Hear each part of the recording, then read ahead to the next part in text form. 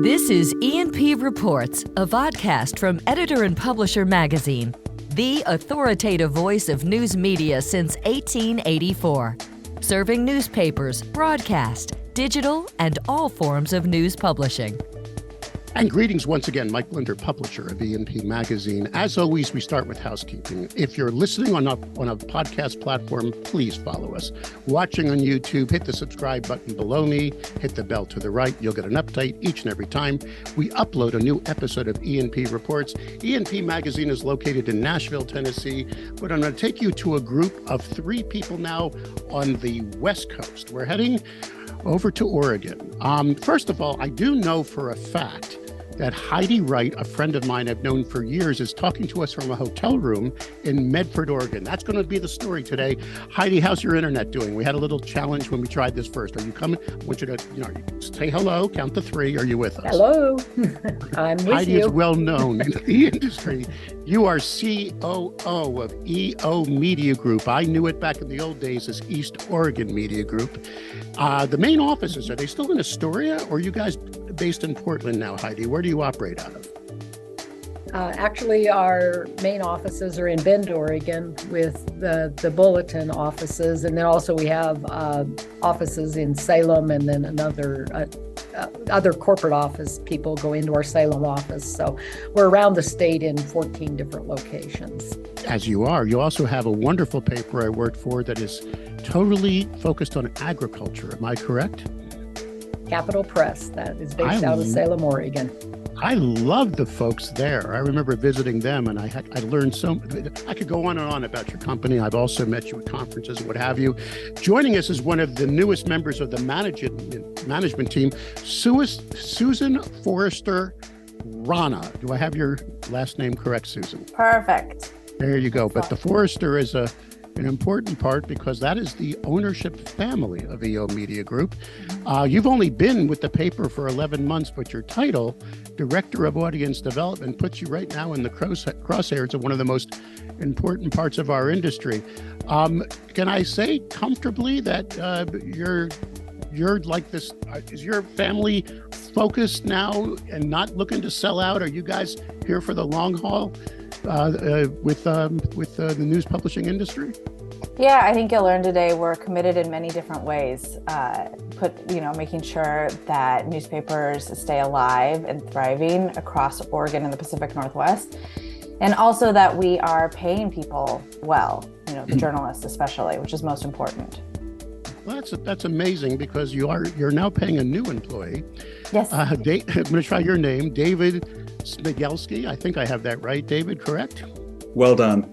Thank you. 16 years at now the scuttled, if I can use that term, Medford, Oregon, Mail Tribune. Your last position there was editor-in-chief. We all know that in January, the Mail Tribune ceased to publish its final digital edition.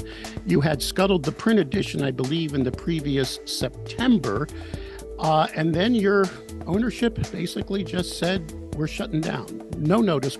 Did you have any notice whatsoever, but was it something that just came out of the blue there, David? A day and a half notice. Wow. And then the rest of the staff got a day. I had a half a day notice ahead of everybody else. And you had a long retirement, right? How many days were you unemployed? Yeah, I think I was retired for nearly a week. Yeah.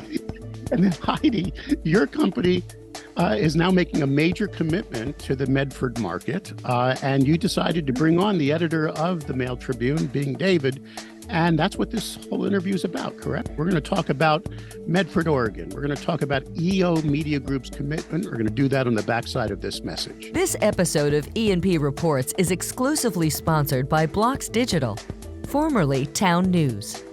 Even though the name has changed, their commitment to the media industry is as strong as ever. Blocks Digital is now even better positioned to deliver integrated solutions like content management, audience development, advertising revenue, video management, and more. Join the over 2,000 news publishers worldwide that power their ongoing digital transformation with Blocks Digital. serving over 141 million monthly users who view over 6.5 billion pages of content each year. You can trust Blocks Digital to empower you, to connect you at scale with the community you need to reach. Blocks Digital, formerly Town News, now reimagined to help meet the news publishing challenges of tomorrow and beyond. Learn more at blocksdigital.com. All right, so let's start, if I may, first with you, Heidi. EO Media Group, a family-held company, definitely in the forefront of digital. I know that for a fact. I don't know if I should tell you this, but in Astoria, Oregon, when I was working there as a consultant, I saw my first iPad. Did you know that? At a luncheon. Your team owned, I had never seen one. I couldn't even focus on my job because I was holding this thing, and I found it I always felt that when I was dealing with the EO Media Group, back then East Oregon Publishing, that you guys weren't sitting still. Is that one of the reasons you joined the company? Because you've been there now, what, since 2017? Mm-hmm. Yes, that is one of the reasons I joined the company, and they are in it for the right reasons. We are in it for the right reasons. The family's committed, and it's to the journalism and keeping journalism alive in Oregon, and in our markets, mostly rural, and they believe in it. And when opportunities come up, they take the opportunities to continue the growth. I got to say, here at E&P, we have been telling a lot of stories about a lot of media companies. I've only had the magazine now for just a little bit over 3 years, but every single time we see a success story, whether it's in audience development, whether it's in growing revenue and audience, whether it's seeing expansion, it all's been boiling down. And I've been saying this on my tour. I've been speaking at tons of, in fact, I was supposed to keynote Oregon Press, but then I did it last year virtually. But I'll tell you this, guys, it's all about basic blocking and tackling. It's just doing the right thing with the content and making a commitment to the local business community. And I got to say, as I know your company, well, let me ask Susan. Mm-hmm. Susan, you've been in the family. You've been watching the family grow its media empire. Am I getting it right? You guys have a commitment just to doing the right things, which is good journalism and building relationships with your advertising community, correct? Absolutely. And I give credit to Heidi and then her team as well, the executive team as well, with making those relationships, keeping the relationships, knowing how important they are within the business community, and then also serving within those communities as well in different capacities, right? So keeping our company out there and making sure it's relevant, but also connecting through the community, knowing that we need, in order for us to be that trusted pillar, that we have to have the support going both ways within the business community. All right, so let me circle back now to David. David, let's talk about the Mail Tribune. You've went through a number of different owners while you were there. The final one was Rosebud Media LLC. Am I correct? Correct. It was 2017. Stephen Saslow, correct? My question was, we understood, but maybe it was misreported, that we thought that Sinclair Broadcasting had a stake at the Mail Tribune. Is that a fact or not? I never saw any contracts, don't know for a fact. My understanding is they did not have any stake in the Mail Tribune at all. So all that buzzing we were hearing about was just buzz. Well, they were involved. Our owner has our owner had contacts with that family at Sinclair, and they set up Rosebud Media was a joint partnership between Stephen and Sinclair, as I understand it. And they started up basically a video arm of the company. See, Steve's idea was that, and he told us this when he bought us, newspapers aren't dying. They're already dead and they don't know it yet. And that's what the Mail Tribune is. You guys are dead and you just haven't stopped walking yet. So he said his idea for saving newspapers was to create basically an online video channel that you could carry in your pocket or view on your website. And he believed that millennials were the key to saving newspapers because the boomers, for one reason or another, weren't going to be able to carry the industry. And so he believed that what millennials wanted was music with their news. And so he said that every news story would be recorded on video with a music soundtrack. And that's what was going to save newspapers. Millennials seemed unimpressed. Now, this is news to me, and maybe that's because I didn't have my ear to the ground. I remember the reporting that I was reading was more about, was this right-wing influence of Sinclair. I had no idea. Heidi, did you know this was going on? Was this like being buzzed around in Oregon? And I'm not making this let's trash Steve Saslow day. I'm just saying, did you know that the Medford Tribune had this philosophy, or the Mail Tribune, or was this common didn't know knowledge? the philosophy. No, I didn't know the philosophy, but I did know that there were some challenges, and and you're right. I don't think we need to.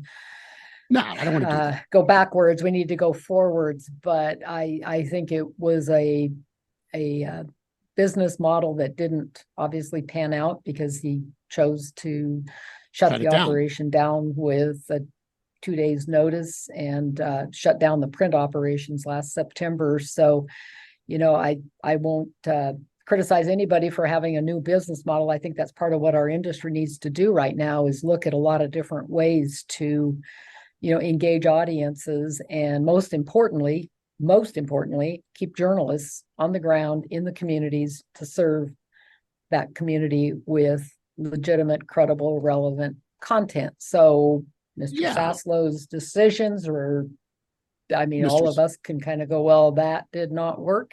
But, we're part of that final document that was put together by our founding fathers, that final check on power in the Madisonian Republic. So whether or not there's music behind the story or not, as long as we're there and functioning, we are that voice or that fabric of the community. So I think one of the important things, let me just add one other thing. One of the other important things I think that we can bring to the table that maybe wasn't a strength of his is connecting with the community. And that's one of the things that, I pride our company in and being able to do, because there's a lot of people who are very hungry for that connection in this community and welcoming us with open arms, because I think they believe that we are credible and we will make connection and we will help build as much as possible a social fabric and a news fabric within the community in cooperation with a lot of other folks. So we're not a go it alone type of organization. I have a very good partnership with local broadcast station, the NBC affiliate, and working with Ashland News down in Ashland. I just got back from meeting with them. We're going to be putting up a publication for them in 2 months that will be a partnership between our two organizations, because they filled a void a year ago in Ashland when Rosebud Media shut down the Ashland Daily Tidings, which was a long-standing and Ashland is a great community as well. And they suffered a lot, and so the Ashland News folks, Bert Etling and Paul Steinley, stood up a nonprofit, and they've been operating for a year. And we've been communicating with them through our nonprofit, Fund for Oregon Rural Journalism, helping them out. Now we have an opportunity to help them out in a tangible way by publishing a newspaper for them as well. So we will start a bi-weekly publication called Ashland News in cooperation with them in mid-April. So we're bringing not just That's one, exciting. but two new publications together. And what I hope comes from all of this is that others will see a model here that is focused on producing local content by journalists in the communities they're serving. And you can go back into a news desert, and it's frankly a heck of a lot easier to do this than it is to, let's say, take the Bend Bulletin out of bankruptcy with a brand that had been damaged. And that would have been the case here. Go ahead. Now you're taking me to my next question. David, you can hum to yourself for a second. We're going to get to you, I promise. But I took over a brand that was floundering, as you know. You can say whatever you want about E&P. You got to give Duncan McIntosh a lot of credit.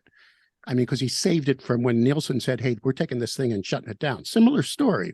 And I kept flying out there doing my due diligence, lockdown NDAs. And every time I met with him, he kept calling E&P his ugly stepchild. You could tell there was just not a love.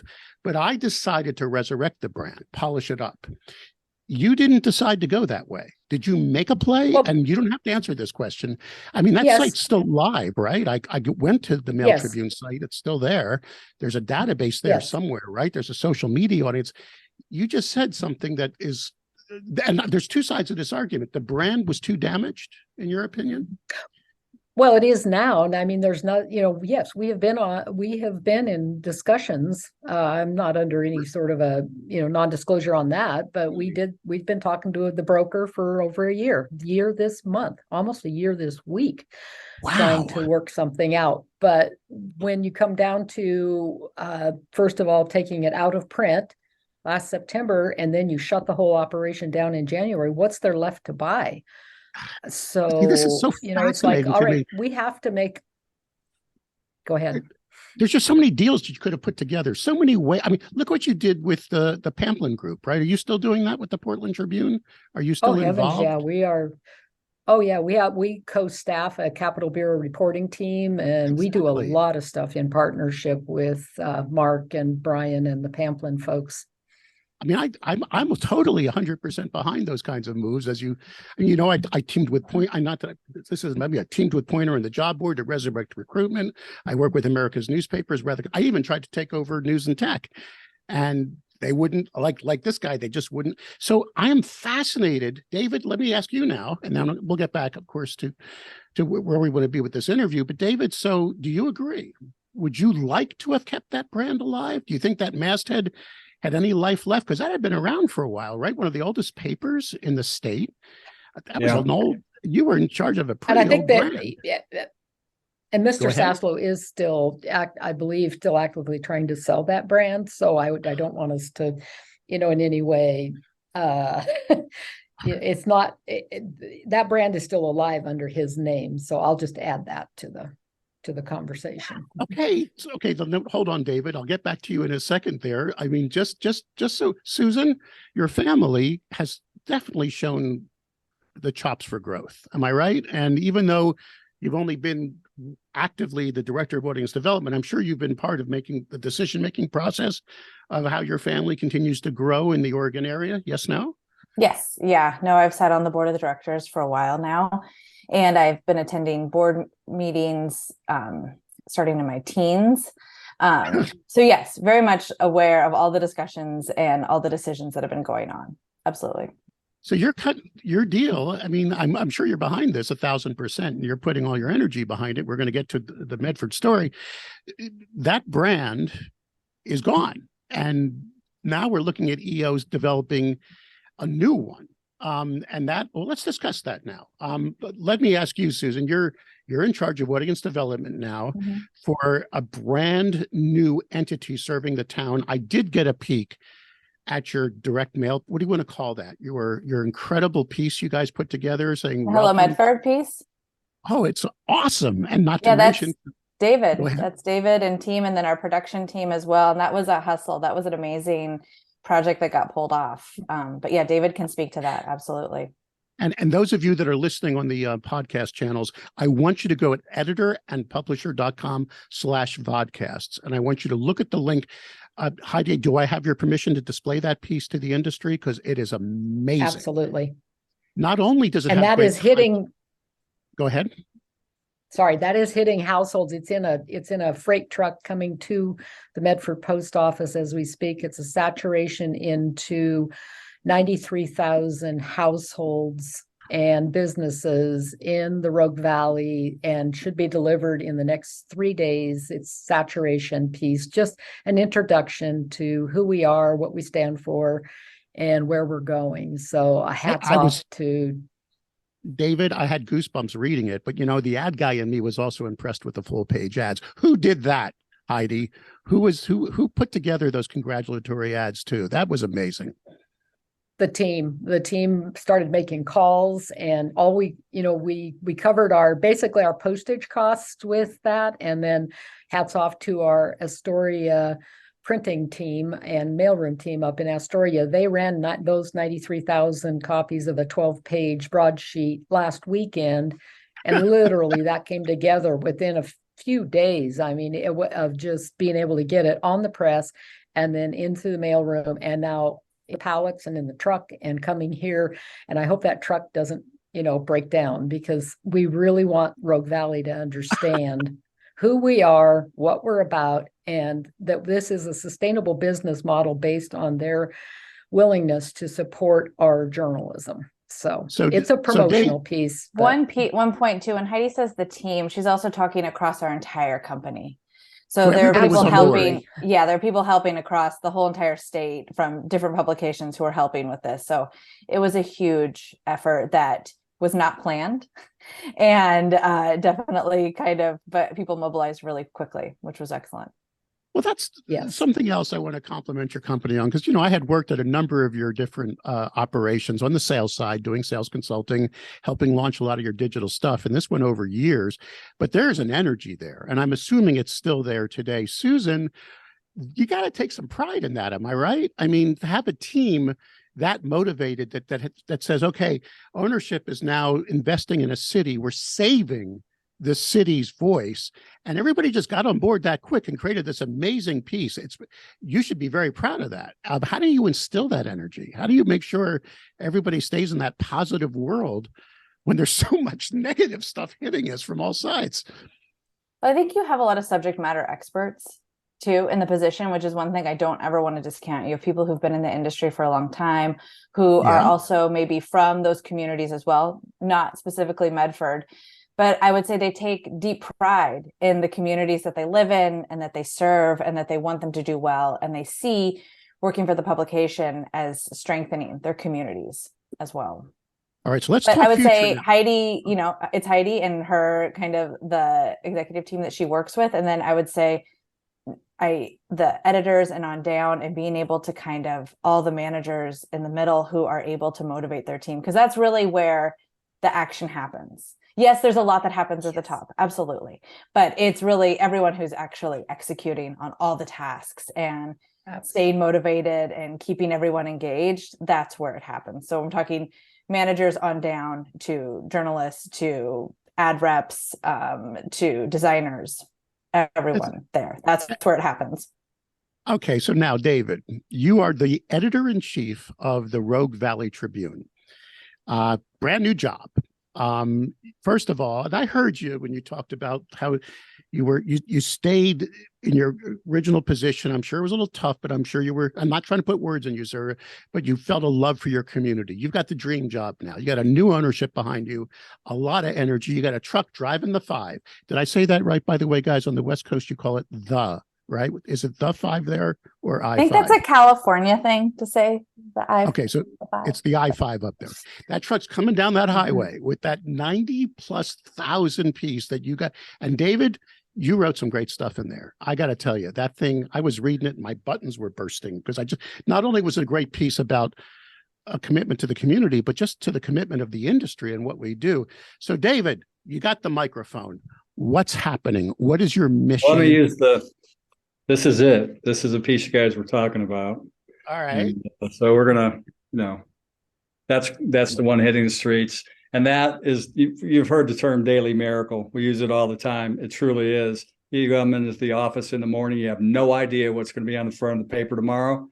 Next day, you got a paper. It's the daily miracle. This thing was the daily miracle times 5. It was unbelievable how fast we had to move. Understand, I just came on. These people put me through an interview process it was daunting. I think I did 5 interviews in 7 days, and they were some long ones. If I was suffering from imposter syndrome, they would have broke me by the 3rd meeting for sure. And then I get on board and it's just me. I'm the only employee. We don't have desks. We don't have phones. I don't have any reporters. So now we start the hiring process, and all this at the same time as we're putting this together right here. People would say, yeah, I'll do it. We hire them. And I'm like, great, now start writing this.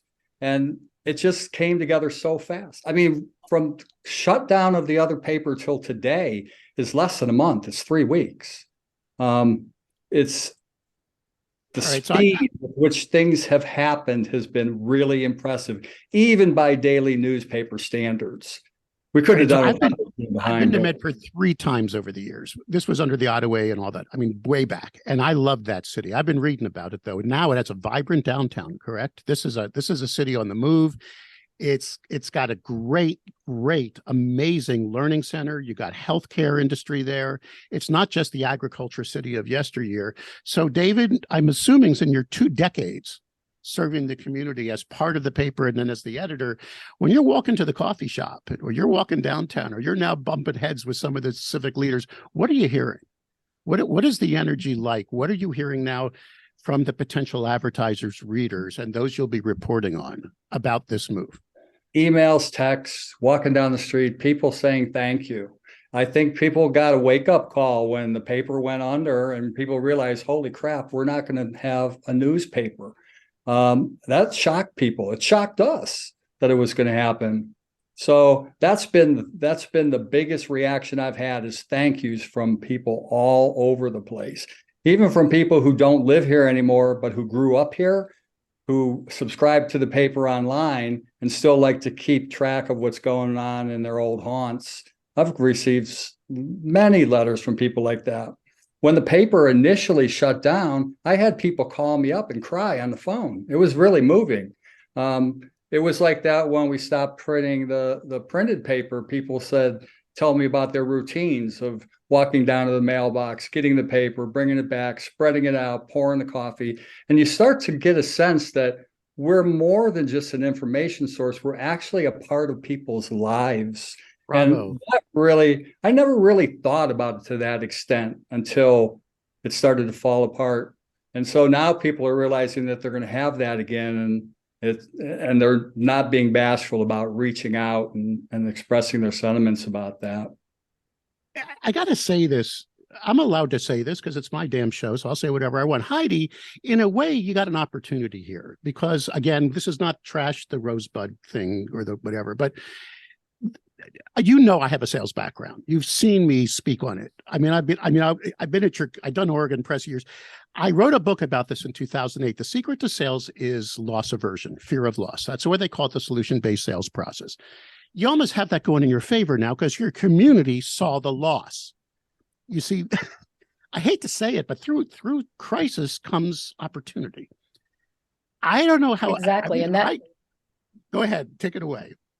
That's exactly what happened, and sadly, that's so true, but happily, that is so true and we've lived it. We did this, and that is part of the reason why I believe the owners thought, yes, we can do this. I mean, my mantra is can we? And then the question to the board is, should we? And that happened 3.5 years ago when we went into bankruptcy court and acquired the Bulletin and the Redmond Spokesman out of bankruptcy. And it was big, and the community, the incredible amount of support through the community was because there was a lot of fear that the company that put the stalking horse bid in for that bankruptcy was not a good actor. And I'm not referring to the Adams Publishing, I'm referring to another company that, again, put the stalking horse bid in. And the community rallied, and it was a matter of helping them focus on, yes, we do have the ability to come in and make this a sustainable business model, which is what we focus on. Our news gathering is our product, that's our content, and so it's like, yes, you're right, it does. It is a sad day when those things happen, but it also wakes people up. And what I hope happens from this is not that, we have Yahoo, we're going to have a whole lot of success here and we'll have a sustainable model. Yes, we will. Like we did when we went into Bend. We got a lot of support from the community. We had loans from investors that cared about the community, $1.4 million that we paid back 3 years early. And, I think people believe in us and believe in the model that we've got. And we're coming in here with that same support from the community without any financial investment. The company is funding this independent of any community investments, but just the strong support.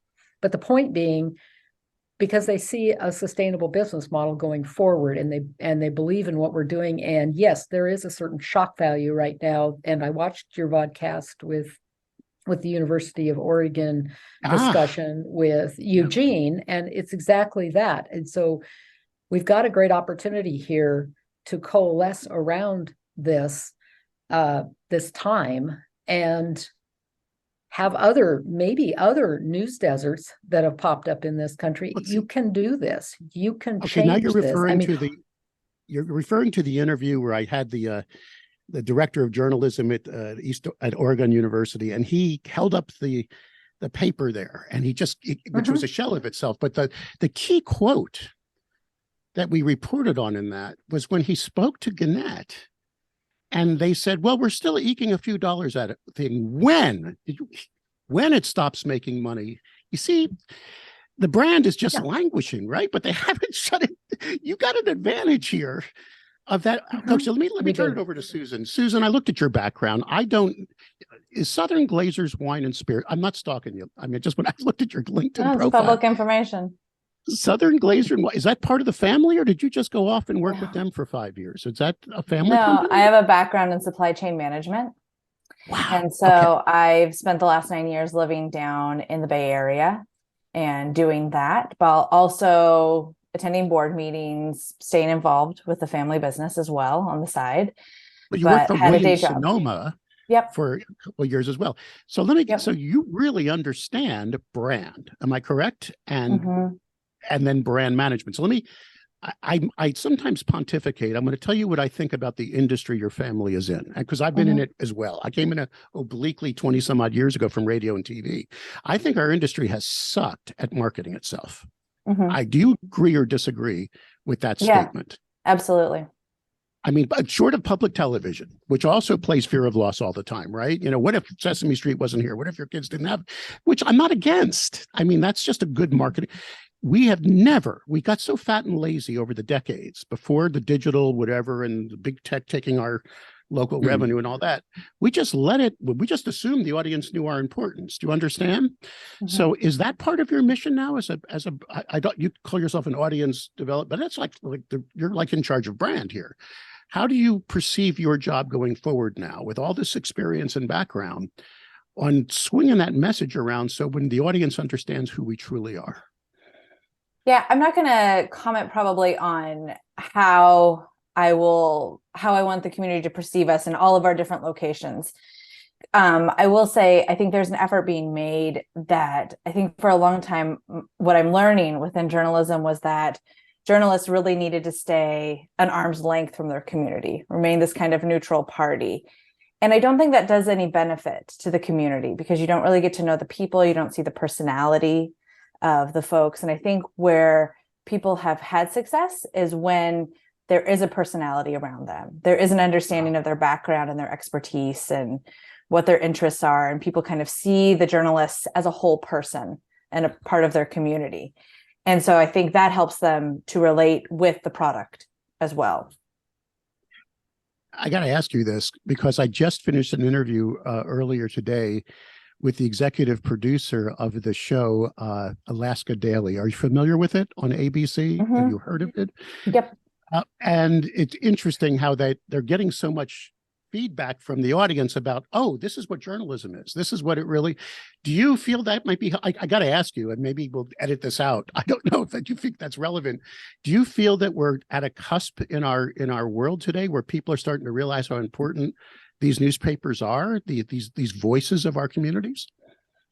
Yeah. And I also think, being able to see behind the scenes is very important, right? So we, at the Bulletin, they have a piece that came out that said, it's called How We Got That Story, where they're talking about what goes into making these either long series or how the story gets put together. People love that, right? We all think we kind of understand each other's job, but we don't. And so I think if you can kind of see behind the curtain to see what really goes into it, like how much actual work goes into getting a story, people start to see the worth in it. And not that we need to prove our worth, but it's people don't know what they don't know, right? And so I think once they see all of that went into making that one story, those hours of interviews and research and follow-up. They really see the level of care and interest the journalists have in telling the stories.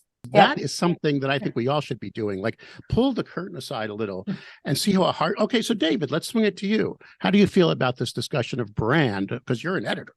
I mean, we're not discussing you as a paper anymore. We're discussing the brand, the identity, and you're building it from the ground up now. Give me your thoughts on that, sir. Yeah, I think it's important. Broadcast has always been better at marketing their people than news people have been. But remember, we were taught that in journalism school. That used to be a thing where we had to stay separate. We had to stay behind the scenes. And that was the way that we assured people that we were unbiased and down the middle. We never wanted to be part of the story. We just wanted to tell the story. And so there's a long history of that. And you have to break some of the old timers of that. This is very exciting stuff, guys. I could go on forever. And I really want to thank you, not only for your valuable time on this program, but thank you guys for seeing this opportunity and stepping in so darn quickly. Heidi, what an organization you must have. You got to be pretty proud of these folks. You can't, Mike, I can't even just say, yeah, I am. It chokes me up a little bit when I think about everything that has happened over the always happens, but just in particular, the last few weeks have been the culmination of a lot of effort from a lot of people. And I couldn't be prouder of the company and of the people and the owners, because they see the opportunity, they hear the calling, and they make it happen. There's a lot of people out there, Heidi, that may want to work for you. Are you guys, is there any openings? Should people head to your website and take a look? Please, yes. Thank you, Mike. And I'm not going to have to pay for an E&P ad for that, am I? Well, but we yes, do have we a have job openings board right now. No. And I do believe we've posted on it. We are staffing. We have an office, and we are staffing. Dave still has a few in the newsroom he needs to hire. We'll have a staff of 32, and yes, including publisher positions. So, yeah. I got to tell you, Medford, Oregon, David, you just said you're interviewing, right? Medford, Oregon's a heck of a beautiful place to go. It is, yeah. Yeah. And of course, Susan, I want to thank you for your insights, your family's commitment to the state, and I just can't wait to watch your dust over the years and see I can't wait to hear some new and innovative things you're going to be thinking up at EO, and then having it possibly be a new standard for the industry, because I still think the model for proper audience development the perfect model is yet to be written. Maybe you disagree with me, Susan, but this is going to be a fun ride for you, I assume. I hope so. Thanks for having me on the show. It was nice to speak with you. It's an honor. Thanks to three of you. This is EO Media Group. We're talking about the brand new commitment to the city of obviously Medford, Oregon, and thanks for the three of you for participating. You're welcome. Thanks, Mike. Take care.